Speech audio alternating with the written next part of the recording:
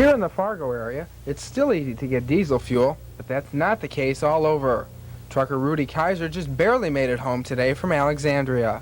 I've got probably 5 gallons in each tank. They sold me 40 gallons at Alexandria is all he'd tell me, just enough to get me home. And I told him I was going to Fargo, and he said it wasn't how much fuel I needed. I said I'd like to have about 100 gallons anyway, and he said no, he'd sell me 40 gallons, so I could make it home, and that was it. He's trying to get the boys home, but that's all he'd give me is 40 gallons. I'm tired of paying 90 cents for fuel myself, so something has to be done, and the only way we're going to get it done is if we park them all. So I'll go along with parking them. Can't make a living this way, so I'll park it. Kaiser says he was only able to get 15 gallons of fuel at a truck stop in Wisconsin. In St. Peter, Minnesota, they were out of fuel, and in Jackson, Minnesota, Kaiser got just 25 gallons. Don Bunn's an independent trucker, and he thinks he'd have no trouble finding fuel between here and Duluth, but he's not sure. I haven't spent that much time talking to the station operators. I don't know what their suppliers are going to do. Like I say, I buy several places. I want service when I get there if I have troubles, and I think between them I can find fuel, but we don't know. What happens if you can't find it? Well, that's one of the reasons I'm sitting today. I want to wait and see what's going to happen. I'm not going to be one running when everybody else shuts down. My truck's not burning 100 gallons today.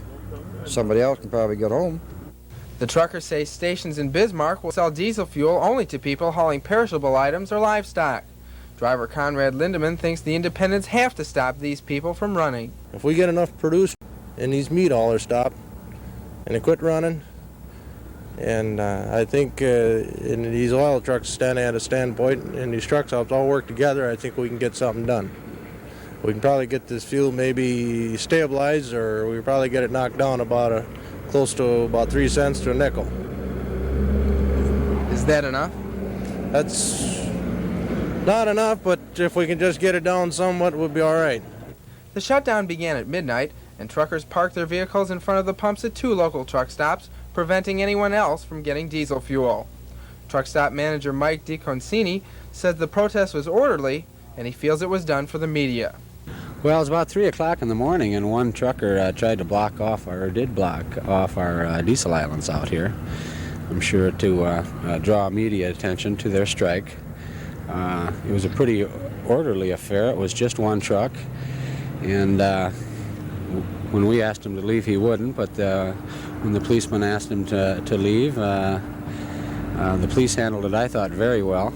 And he said, "I hope you feel that you've made your point now and are willing to leave peacefully." And the guy said, "Yes, I do feel we have made our point, and I will leave peacefully."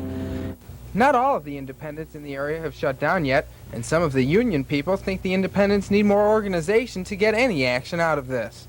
The union truckers sympathize with the independents, but there's nothing they can do until they hear from either their bosses or the union. In the meantime, the independents have to go at it alone. For TV 11 Newswatch, I'm Larry Richards.